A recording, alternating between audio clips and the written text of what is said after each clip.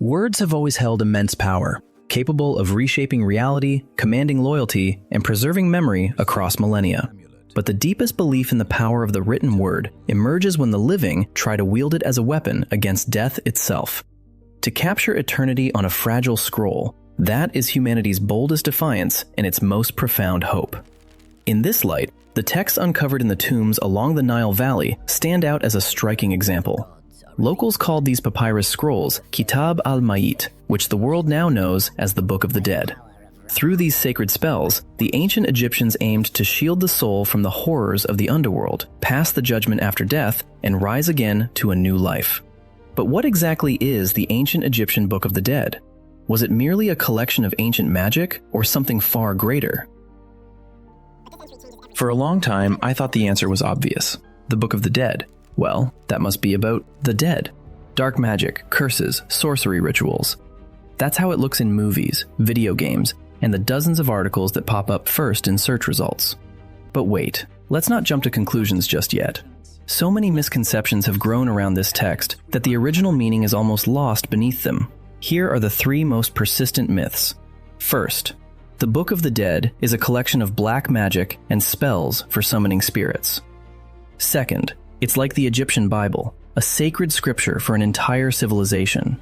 And third, the name Book of the Dead is what the ancient Egyptians themselves called it. None of these claims are true. The Book of the Dead is neither a witch's grimoire nor a Bible equivalent.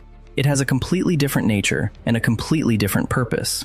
And it all starts with the name, because that's where the confusion began. The common name Book of the Dead is actually a historical quirk.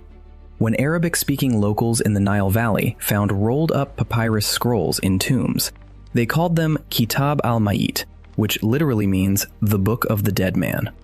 Not because they knew what was inside. They just saw the scroll lying next to a mummy, so they figured it was the book of a dead person. Makes sense, right? Sure. But that name has nothing to do with what the text actually contains. The ancient Egyptians themselves called their text something completely different. In their language, it sounds like Ra Nau Peret Em Heru. It translates to sayings for going forth by day. Remember that phrase, going forth by day. Not descending into darkness, not a journey into the realm of the dead. Going forth by day into the light. Simply put, this entire collection of texts wasn't about death itself.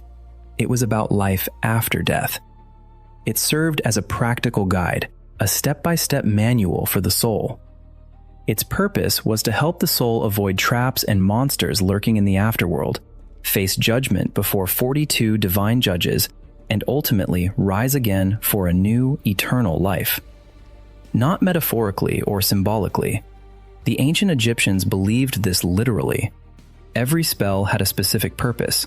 One would drive away a serpent, another would unlock sealed gates, and a third would grant the deceased the ability to breathe in the afterlife.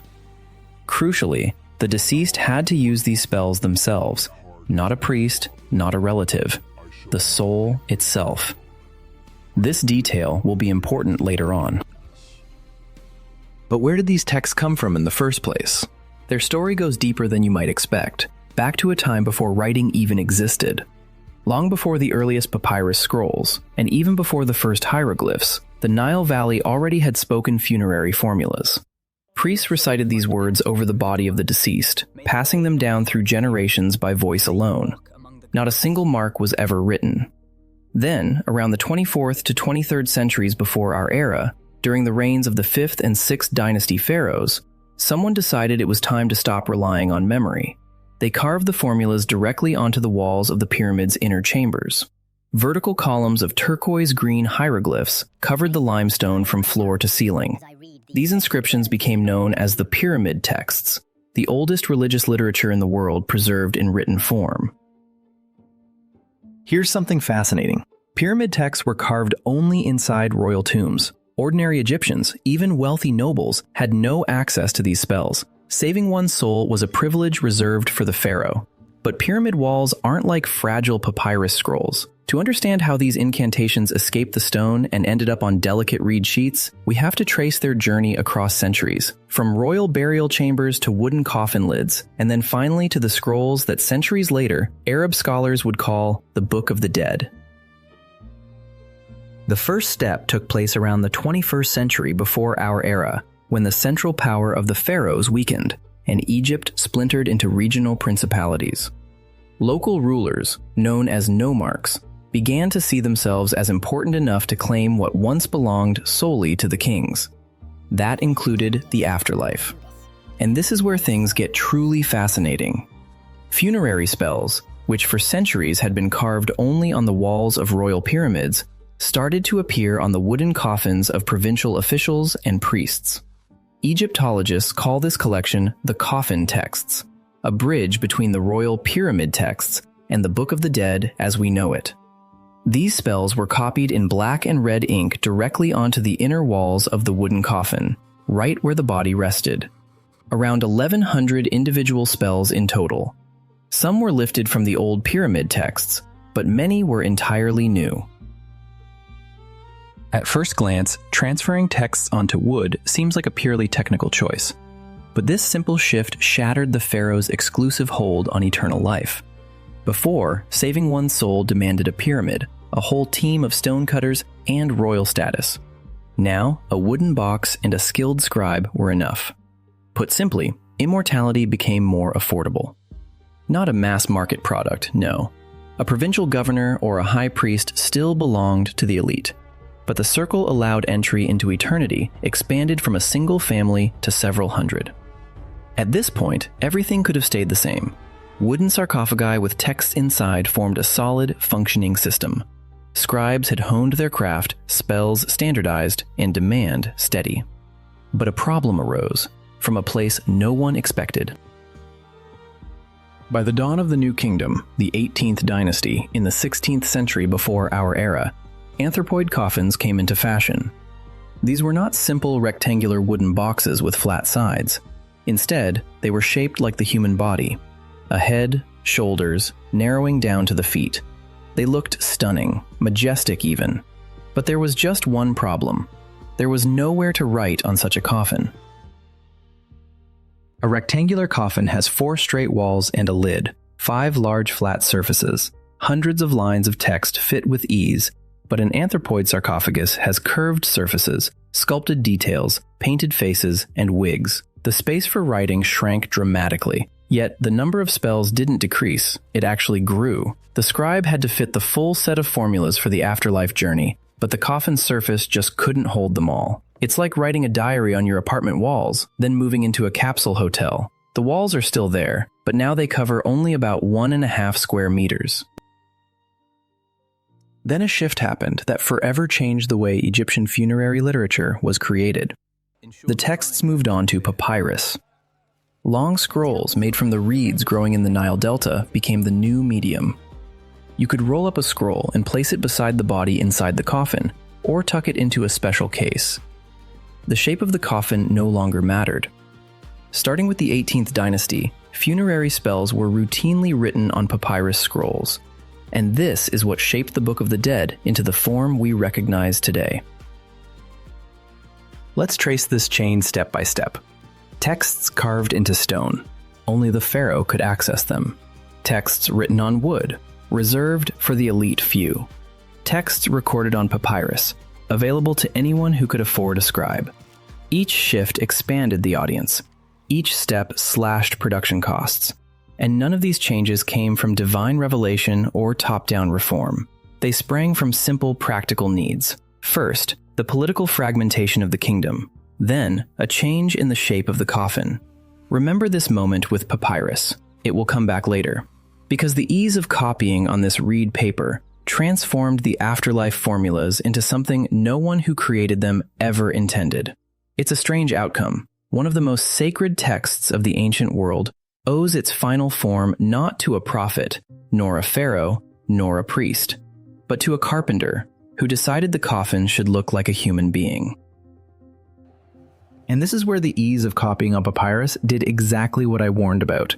It created a market a real, full-fledged market for the afterlife, with pricing, competition, and clients of all income levels. But let's take it step by step, because demand doesn't just appear out of nowhere. It needs a trigger. Before the New Kingdom, around 1550 years before the Common Era, funerary texts were a privilege reserved for a select few: the pharaoh, his family, high priests, and nomarchs, the provincial governors. That was it. The rest of the Egyptian population could hope for an afterlife, but they had no guide, no map, no secret password to the gates of the underworld. Then something shifted, and this change wasn't driven by politics or war. It was tied to a god named Osiris. The cult of Osiris, the god who died, was dismembered, and then resurrected, had been growing for centuries. But during the New Kingdom, it exploded in popularity. Osiris became the supreme judge of the afterlife. And here's the key: before him, everyone stood equal. Not just the king, not just the priests. Any Egyptian who knew the right words could face judgment and earn eternal life.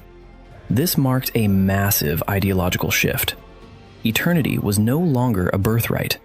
It became a service anyone could purchase, and the demand surged. Now, let's step into the scribe's workshop somewhere in Thebes, on the west bank of the Nile, near the necropolis. The air carries a distinct scent, a mix of soot, ink, gum resin, and something tangy from freshly cut papyrus. Rolls of varying quality lie scattered on the floor, thick, almost white sheets reserved for wealthy clients, and thin yellowish ones meant for those less well off. On the walls, samples of work hang, vignettes of gods, scenes of judgment, figures with jackal and ibis heads, all meticulously drawn in red and black ink. People come here like they're visiting a tailor, or, even better, like stepping into a print shop that makes business cards. But instead of cards, they receive a pass to eternity. The scribe listens carefully, learning who the deceased was: a government official, a military leader, a grain merchant. Based on their life story, specific spells were selected, not generic formulas for every occasion, but texts crafted to fit the unique journey of that individual after death, which demons they might face along the way, how to answer the questions at Osiris's judgment, what traps to avoid. This was true craftsmanship, personalization at the highest level. But then came the bargaining. And when I first read about this, the level of pragmatism took me by surprise. The customer could literally choose everything: the number of chapters in their copy, the quality of illustrations, ranging from full-color vignettes with gold accents to simple line drawings, and even the type of papyrus. Want the full set of 190 chapters, complete with detailed images of every stage of the afterlife journey? Pay up. Prefer just the key 20 spells on a cheap sheet? That's an option too. Saving your soul became a matter of budget. What emerges is a striking picture. A wealthy official received a luxurious scroll, several meters long, a complete guide to the underworld, with illustrations where every god's feathers were drawn in painstaking detail. Meanwhile, a poor craftsman got a brief, roughly written set of basic formulas. Both believed their souls would perish without these texts, but one was flying first class into eternity, while the other was stowed away in the cargo hold. At first glance, individual orders seemed enough. There was demand, skilled artisans were busy, and money kept flowing in. But no, the demand grew so massive that handcrafting couldn't keep up. So the Egyptian scribes did what any entrepreneur would do 3,500 years later on a booming market. They streamlined production. Most of the surviving scrolls of the Book of the Dead aren't unique creations made for each person. They are templates. A standard set of spells, standard illustrations, a standard layout. Everything was the same, except for one detail. The text left a blank space, just a gap. That's where the buyer's name would be added later. Pause for a moment and really take this in. The secret to eternal life, a knowledge that belonged only to the pharaohs for thousands of years, carved into the walls of pyramids, guarded by priests as the civilization's greatest treasure, had been reduced to a mere template, a blank form with an empty line for a name. like an award certificate for Employee of the Month, but with much higher stakes: immortality itself. Sometimes, scribes even made mistakes in these templates, mixing up spells or skipping lines. Nobody complained, because by that point, the buyer was already dead. Here's what really haunts me: a sacred text meant to guide the soul through the most perilous journey of its existence, past fiery lakes, through the halls of 42 judges, all the way to the throne of Osiris. And yet, this text was sold like any other product off the shelf, with varying prices, different levels of quality, and a blank space for the buyer's name. We tend to think the sacred and the commercial can't mix, but the ancient Egyptians saw it differently. So what exactly did these scrolls, both the cheap and the costly, contain? What instructions hid behind those hieroglyphs that people paid fortunes for? And why did a single image on papyrus sometimes mean more than a whole word? The spells in the scroll were not prayers. None of them spoke to a priest, a temple, or any living person. Each one was written in the first person, and that first person was the deceased. The dead had to recite these formulas themselves, alone, in the dark, without any help. The Book of the Dead wasn't a prayer book for a priest standing over a sarcophagus. It was a personal weapon and a guide, placed directly into the hands of the one who would need it. Simply put, it was an instruction manual, not for a factory engineer, but for a pilot in the cockpit. And that cockpit was already in mid-air. But here, we need to take a step back and clear up one thing. Without it, the entire magical system of the Book of the Dead would just seem like a collection of superstitious nonsense. For an ancient Egyptian, words didn't just describe reality. Words were reality. Spoken formulas weren't prayers or requests to higher powers. They were actions, as tangible as a spear thrust or turning a key in a lock. When the soul declared, "I am the one who passes through the fiery gates," it wasn't hoping to pass. It did pass. Because in the Egyptian worldview, a correctly spoken word and a correctly performed action were one and the same. Today, it's easy to dismiss this as naive magic. But hold on, these people built the pyramids, developed one of the earliest writing systems, and sustained a civilization for 3,000 years. Their system wasn't a random collection of superstitions. It was a carefully crafted technology, just operating on principles different from ours.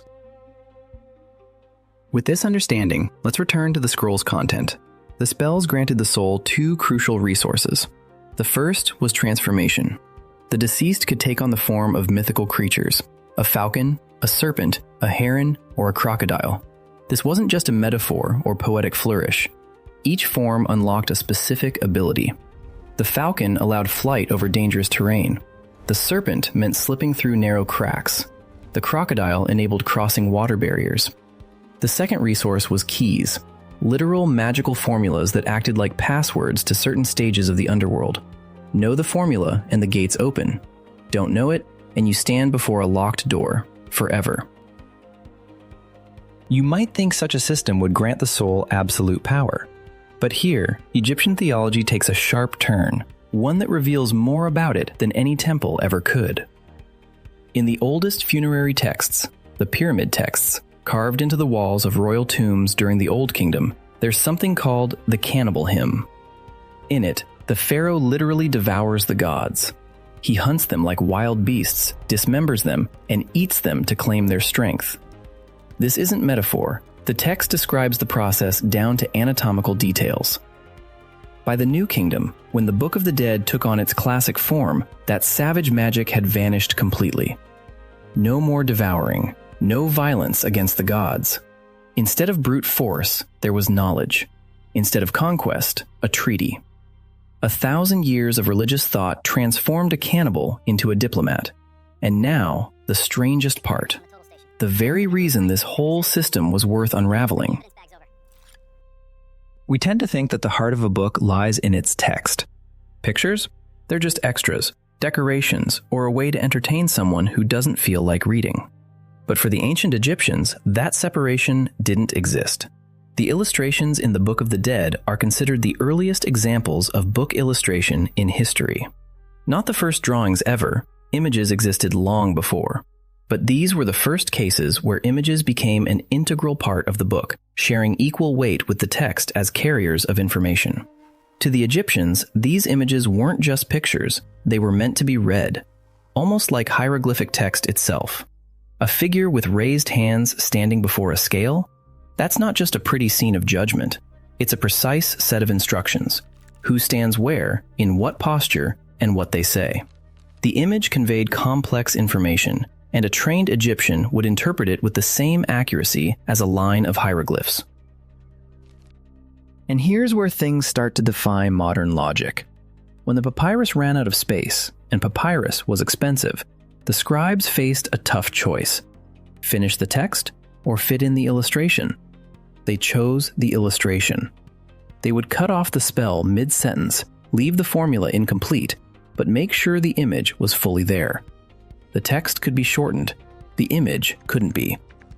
It's like a programmer running out of server memory who deletes part of the code but keeps the graphical interface intact. It sounds crazy until you realize that, for an ancient Egyptian, the picture was the code. Not just an illustration of the code, not a visualization of the code. The image was the working code itself, performing the magical function. They pushed this principle to its logical extreme. Around the time of the 21st dynasty, roughly 1070 to 945 years before our era, versions of the Book of the Dead appeared that consisted entirely of illustrations. Not a single hieroglyph in sight, just images. And these scrolls worked. They were considered complete, fully functional magical tools. Words turned out to be optional. The pictures carried the meaning on their own. This means the ancient Egyptians solved a problem 3,000 years before Gutenberg, a problem that modern interface designers still wrestle with: how to convey the maximum amount of information using the fewest elements.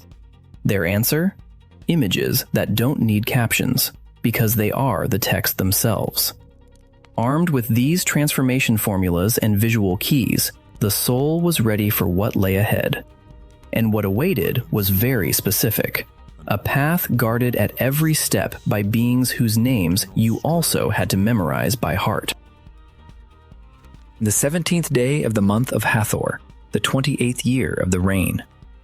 On this day, a god died. Here's a strange detail. No Egyptian text tells this story in full. We find fragments, yes, hints, references, bits of ritual formulas, plenty of those. But the complete, coherent account of what happened to Osiris comes to us from a Greek. Plutarch, living thousands of years after the myth first appeared, pieced it together and wrote down what the Egyptians apparently found so obvious they never bothered to record in full. It's as if the only full retelling of the story of Christ survived in a Japanese chronicle. It sounds absurd, but that's exactly how things stand with the central myth of Egyptian civilization. Here's what Plutarch tells us.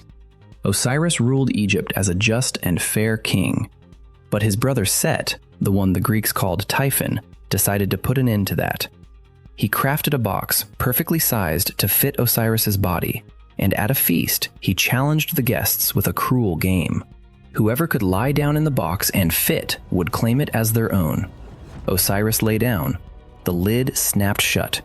Then Set sealed the box with lead and threw it into the Nile. Osiris's wife, Isis, found his body, but Set wasn't finished. He cut Osiris's body into 14 pieces and scattered them across Egypt, from the Nile Delta all the way to the Upper Cataracts. 14 fragments spread hundreds of miles along both banks of the river. This wasn't just murder. It was an attempt to erase the very possibility of burial, and with it, the chance for an afterlife. Isis traveled across the entire land. She gathered the pieces of her husband's body, one by one. Then, she did something no one else had ever done before or since. She magically conceived a son from her dead husband. They named the boy Horus. When he grew up, he faced off against Set, defeated him, and restored justice. Osiris, no longer living but not destroyed, became the king of the underworld. He was the first being to pass through death and emerge on the other side. Now, let's pause. because this is where the story's logic begins. One that might seem like simple superstition at first glance, but in reality, it was a carefully crafted system. Osiris died. Osiris rose again. Now, he rules the world of the dead.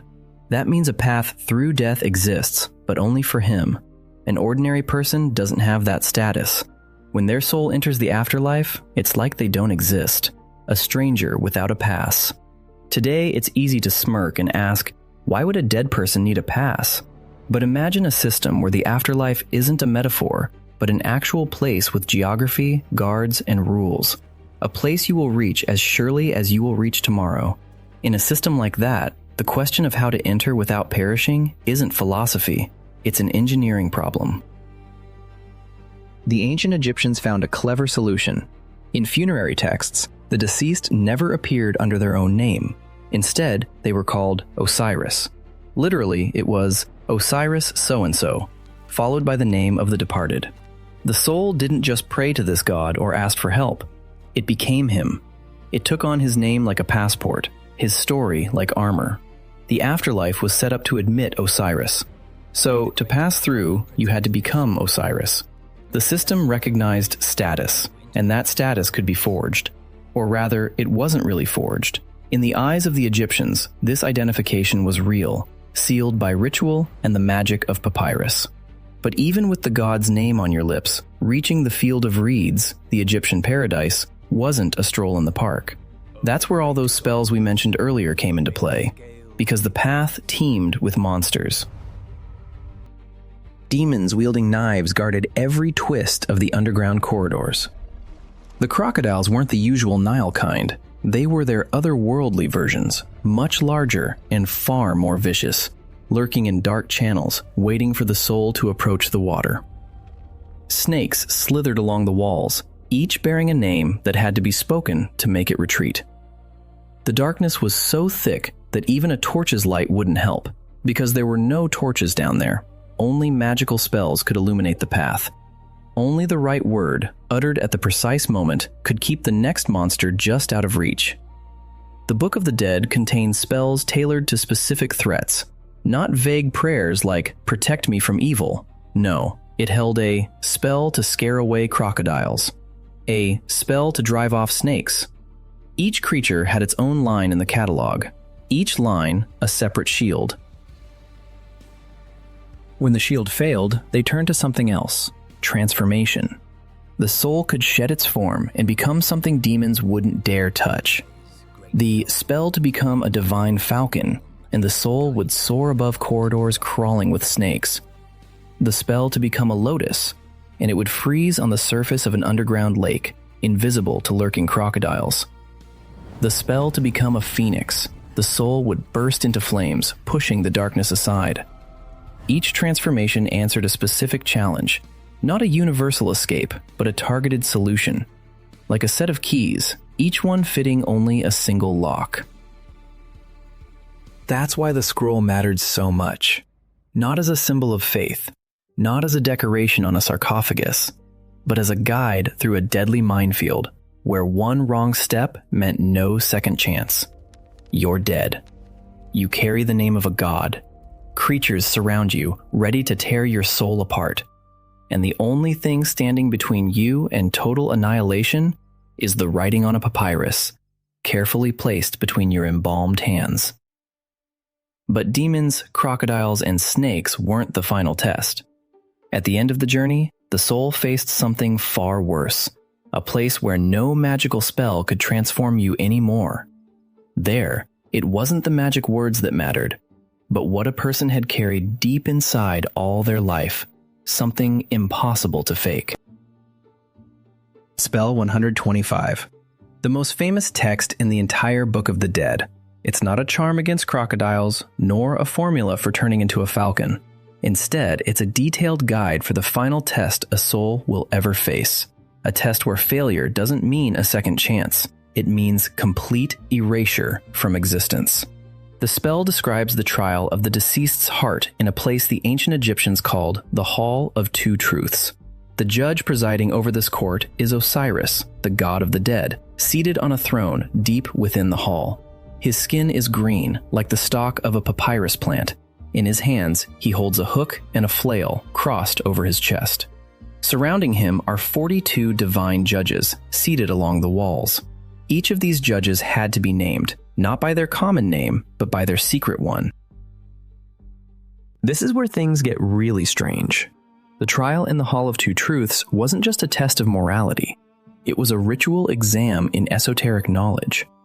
To pass, you had to know the secret names of the gods present in the hall, the secret names of the doors the soul passed through, the secret names of the threshold the foot stepped on, and, this is important, the secret names of your own feet walking that threshold. Yes, an ancient Egyptian had to know the hidden name of their left foot. Sounds absurd? Today, absolutely. But in a worldview where every object, every creature, every part of the body held a hidden essence accessible only to the initiated, that made perfect sense. Knowing a secret name meant having power over that thing. Don't know the door's name? The door won't open. Don't know the judge's name? The judge won't listen. Don't know your own foot's name? It won't carry you any further. So the scroll of spells wasn't just a prayer book. It was a cheat sheet, one that even a righteous soul needed, or risk getting stuck at the threshold, never reaching the final judgment. But let's say the soul made it through. It spoke every name aloud, passed through the doors, stood before Osiris. What happens next? Next comes the scales. In the center of the hall, golden scales hang, held by Anubis, the jackal-headed god gripping the balance beam. On one side, they place the heart of the deceased. Not a symbol, not a metaphor, the very heart that embalmers left inside the body, the only organ never removed during mummification. The Egyptians believed that the heart held the memory of every deed, every lie, every act of kindness or cruelty throughout a lifetime.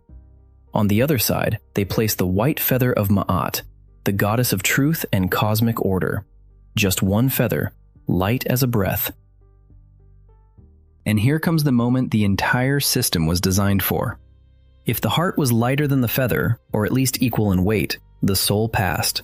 It awaited the field of reeds, the Egyptian paradise, an eternal, fertile land where the grain grew taller than a person and work never tired you. But if the heart tipped the scales, if the burden of sins weighed down the balance even by a hair, then the heart was cast down to the ground. From the shadows emerged Amit, a creature with the body of a hippopotamus, the mane of a lion, and the jaws of a crocodile. The three most dangerous animals of the Nile combined into one form. Amit devoured the heart. And this wasn't punishment as we usually think of it. Not hell, not eternal torment, not a lake of fire. It was worse.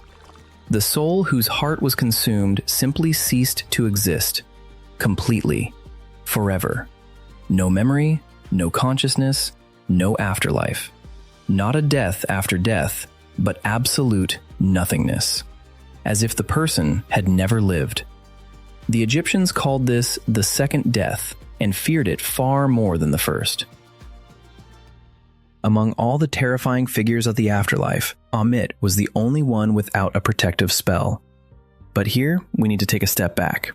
The ancient Egyptians were practical people. They built pyramids with precision down to fractions of a degree, meticulously tracked the Nile's floods, and calculated taxes to the last sack of grain. Facing an absolute judgment, they acted like any skilled engineer confronted with an unbreakable system. They found a loophole. Placed right on the heart, the very chest cavity of the mummy, was an amulet shaped like a scarab beetle.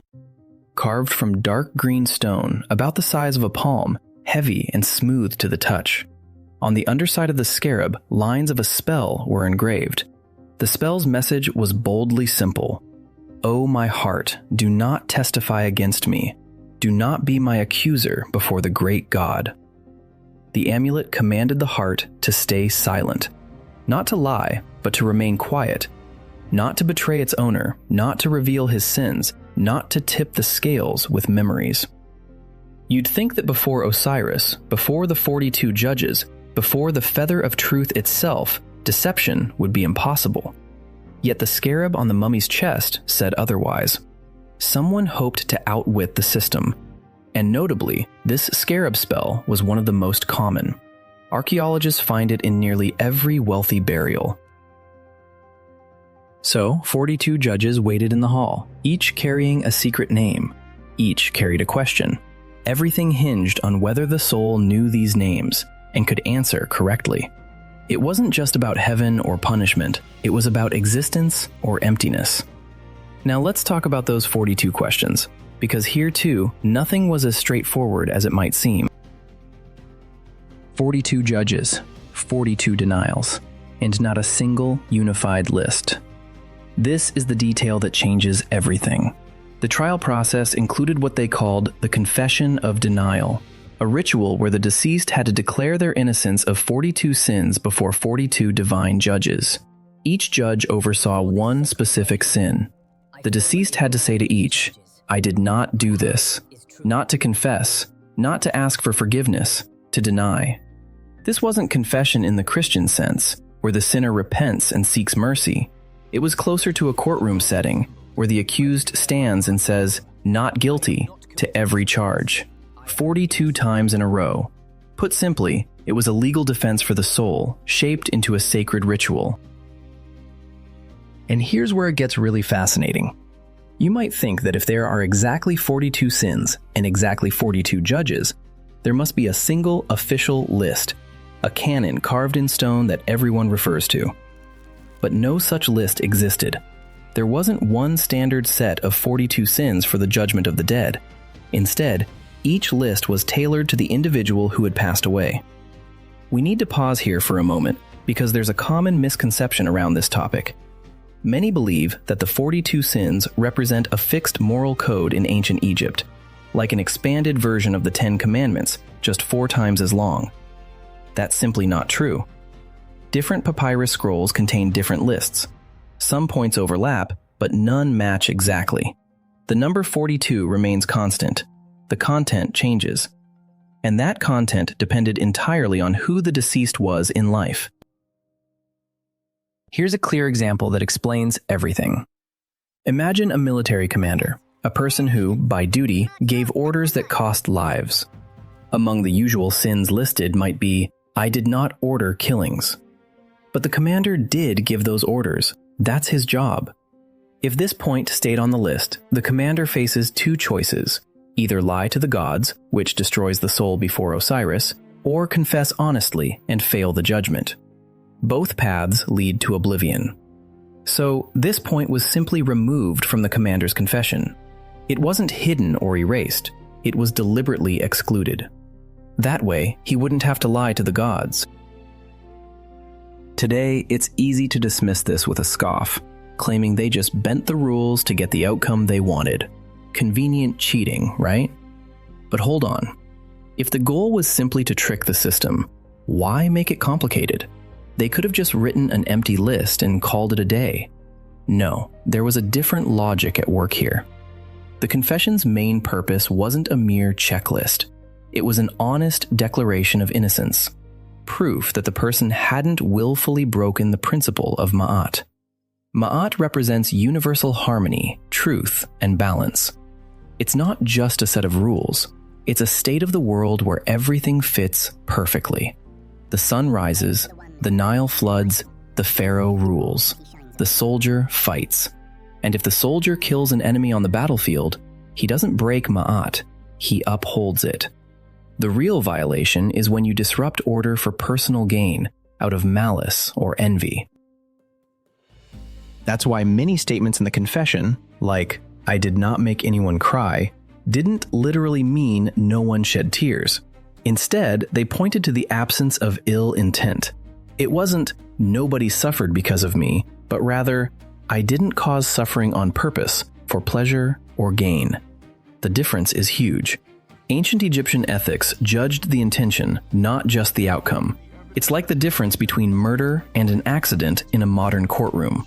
The result might be the same, but the legal meaning is completely different. If the lists of sins varied, how do we even know what they included? The most famous list of the Confession of Negations comes from the Papyrus of Ani, a scroll nearly 24 feet long, created for a Theban priest named Ani. Today, this papyrus resides in the British Museum, and it's the source most often quoted when people talk about the 42 sins. But the Papyrus of Ani isn't the only one, nor is it universal. It's a list written for a specific individual, a priest, not a warrior, a temple official, not a farmer. His sins reflect the duties of his profession, his social rank, and his role in maintaining order. The Egyptians crafted a system where divine judgment was absolute in form, but endlessly flexible in content. 42 questions, 42 answers, and not a single point where an honest person would inevitably stumble. Whoever you were, a general, a priest, a scribe, your list was tailored so you could pass judgment without ever telling a lie. This wasn't trickery, it was legal engineering elevated to the level of theology. And when you start to unravel how it works, a strange feeling emerges, not anger, but respect. It's like watching a lawyer who doesn't exploit loopholes in the letter of the law, but in the very nature of justice itself. Yet, this kind of flexibility, where every scroll was unique, was bound to run into a problem of scale. The more people ordered these papyri, the harder it became to keep the whole system from slipping into chaos. Chaos was resolved the way chaos always is, through bureaucracy.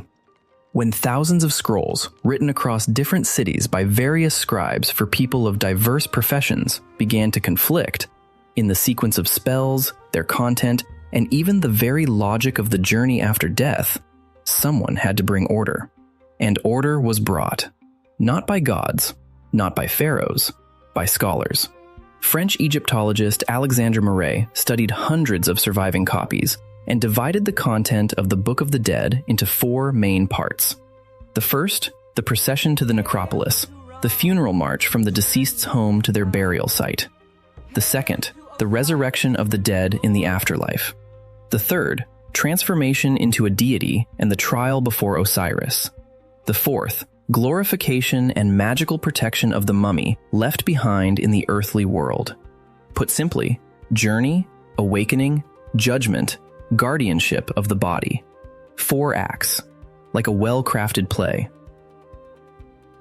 Here's what's fascinating. This structure didn't come from a single inventor or a sudden breakthrough. It emerged gradually, like a riverbed shaped over millennia. At first, scribes grouped spells by meaning, simply because it made copying easier. Then, the order started to repeat from scroll to scroll. Eventually, that repetition became tradition, and tradition turned into law. No one issued a decree, no council of priests convened. The canon formed naturally, like salt crystallizing on a rope dipped into salty water. But this crystallization had a clear endpoint. By around 650 years before the Common Era, during the reign of the Ptolemies, a Greek dynasty that ruled Egypt after Alexander the Great's conquests, the Book of the Dead was finally standardized. 192 spells, a fixed sequence, a unified canon. 192. Not 100, not 200, exactly 192, as if someone had counted each one and then said, enough. At first glance, it looks like a victory of order over chaos. A tradition that had lasted for 1,000 years finally took a shape that could be copied without any distortion. Every scribe, in every temple from Memphis to Thebes, knew exactly what should go where and in what order. It's like the difference between a handwritten book, where every copy is unique, and a printed edition, identical down to the last comma. You'd think that after such standardization, the text would freeze forever, but the Egyptians were never the kind to let bureaucracy silence common sense, because even after sealing the canon of 192 spells, those commissioning the texts could still add or remove passages at will. The standard existed, but it wasn't a prison. It was a framework, one that anyone could decorate with their own touches. Here's a concrete example. In a copy made for a man named Nentru, they added a text called The Lament of Isis and Nephthys, a ritual mourning of Osiris by 2 sister goddesses. This text wasn't part of the standard 192 spells. It wasn't supposed to be there. But Nentru, or more likely the priest who prepared the scroll, decided this particular soul needed this specific lament. So he included it. This creates a paradox. The canon existed, but you could break it. Rules were in place, but exceptions came with them. It's a bit like a recipe for borscht. There's a basic set of ingredients everyone agrees on, but every family has its own twist. And no cook thinks her version is untraditional. But this flexibility had a downside. Standardization turned the Book of the Dead into a commodity, where once each scroll was crafted from scratch for an individual, scribes now prepared templates in advance, all 192 spells arranged in the exact order, with a blank spot left for the customer's name. Mass production, an assembly line for eternity. The quality of individual copies slipped. Archaeologists find papyri riddled with glaring mistakes, missing lines, and mixed up illustrations. Scribes rushed through their work. There were too many orders, and after all, the dead couldn't complain. What began as a desperate cry painted on pyramid walls moved through the sarcophagi of nobility, through the democratization of death, through the chaos of personal commissions, and emerged as a standardized product, complete with a catalog number. The spells, once spoken only by pharaohs, were now stamped out in dozens of copies inside temple workshops. Here's a question that rarely gets asked. By 650 BCE, the Egyptians had already recorded everything you needed to know about death in 192 numbered spells. So why would anyone, centuries later, feel the need to create new ways to communicate with the dead? Yet they did. In completely different lands, speaking entirely different languages. Sometimes those new methods are eerily similar. They're similar, yes, but not the same. And this is where we need to clear things up once and for all, because the confusion between these two texts has lasted a century and a half, and it shows no signs of fading. The Egyptian Book of the Dead stands apart from the Tibetan Bardo Thodol, a text Europeans also dubbed the Book of the Dead, simply because they didn't come up with anything more original. But the difference isn't just in the details. It runs much deeper, right in the very structure. The Tibetan text is meant to be read aloud, by a living person. A monk or a family member sits beside the recently deceased and reads instructions. Where to go, what to fear, which light to follow. It's a navigator that works through someone else's voice. The dead person listens passively. The Egyptian papyrus works exactly the opposite way. It lies inside the sarcophagus next to the mummy, and the deceased must use it themselves. They speak the spells aloud. They call out the names of the guardians.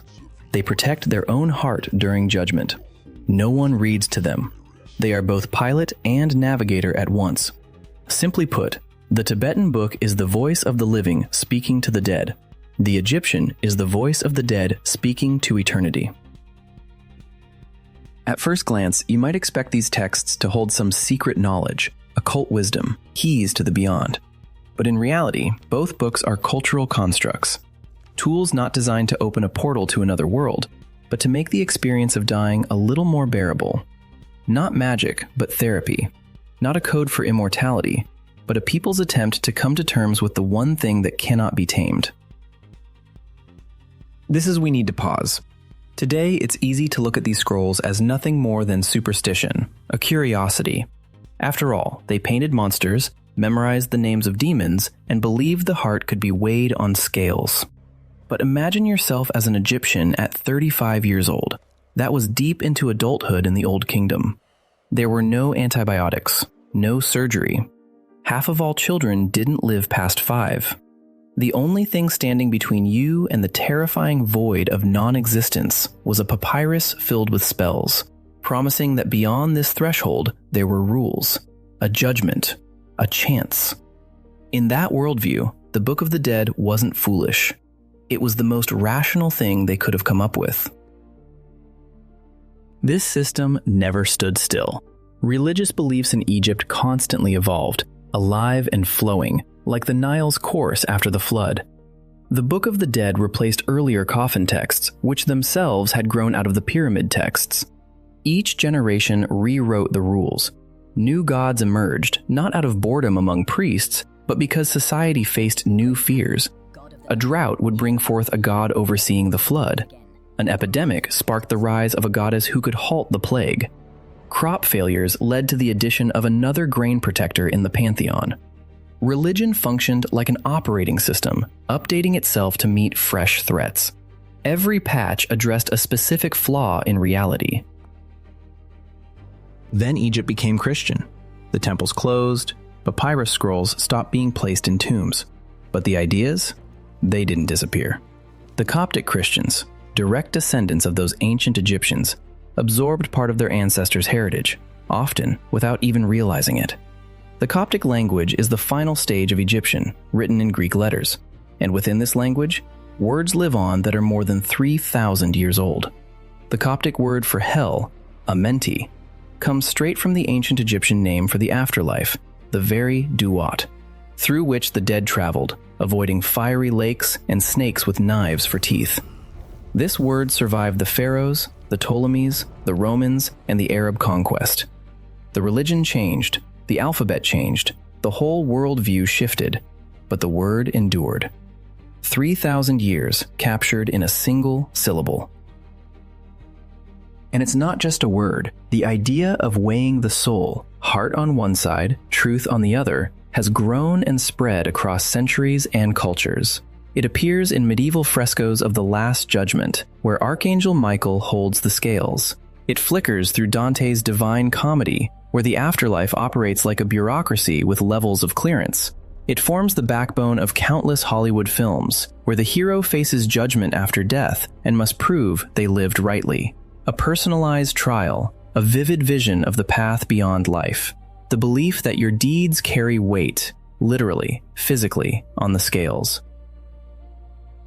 But wait, if all of this is just a cultural code passed down through generations, what does that mean for us? Let's say the Book of the Dead isn't magic, but an ancient form of psychotherapy.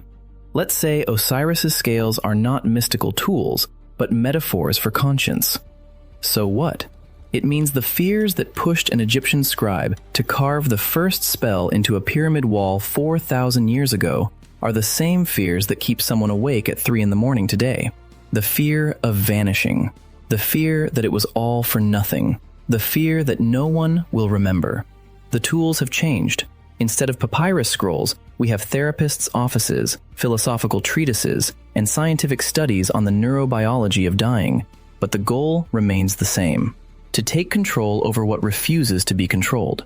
The patient Nent Ru, whose scroll outlived him by millennia, had no idea about this.